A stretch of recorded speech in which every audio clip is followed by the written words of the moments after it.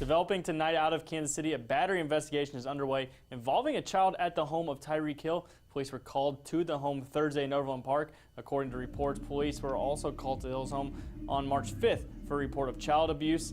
Hill's name was listed on that report, but the case was closed without prosecution. Hill's name is not listed on Thursday's battery report, but his address is. And the chief said in a statement that they were aware of the investigation and are gathering information. The Kansas City Star also reports that the incident was against his son.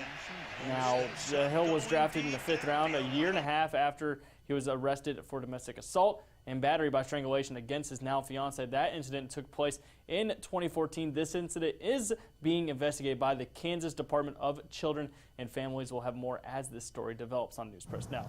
Elsewhere in the NFL, former Chief running back Kareem Hunt will miss the first half of 2019. The league suspended the Browns back for 8 games after investigating 2 physical altercations he was involved in about the past year. Now he was found on video shoving and kicking a woman at a Cleveland hotel back in February.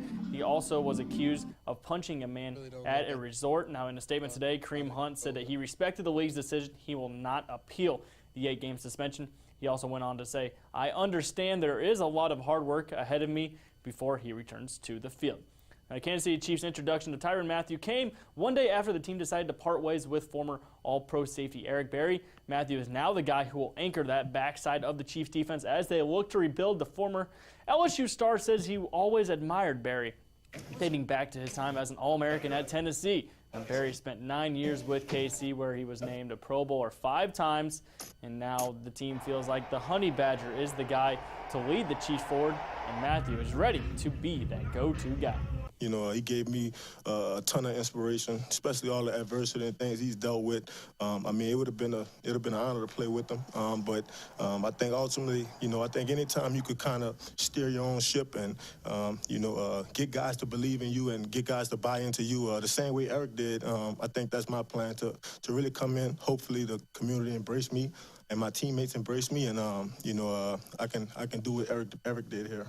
Mathieu penned a 3-year contract worth a reported $42 million. The Big 12 tournament continues this evening. Number 1 seed Kansas State advances to the semifinals tonight. The Cats are taking on number 5 seed Iowa State.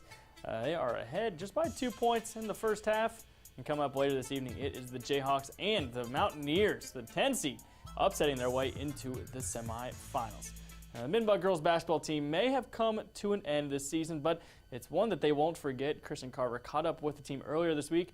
The Dragons share how their coach, Rod Elms, has made an impact on their season as well as on their lives. He's like a father figure and kind of like your best friend. You know, you can go to him anytime that you need to.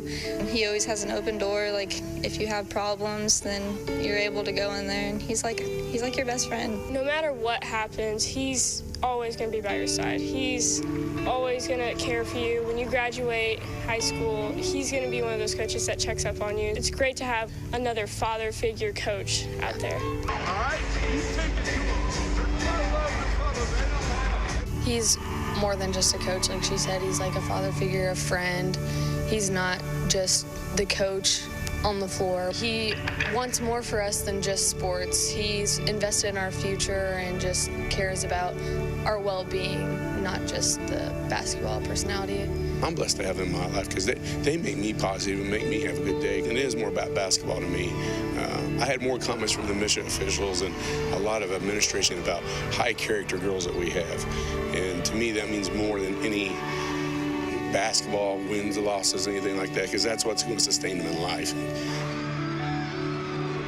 Congratulations to the Mid-Buchanan Dragons on a great season. Let's end with our Athlete of the Week winner from Lafayette, Ike Book. He led them to the Class 4 sectionals. Kenzie Miller, she's going to run at Western next year.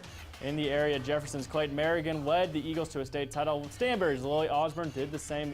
The Bulldogs got second. We'll be right back after this break.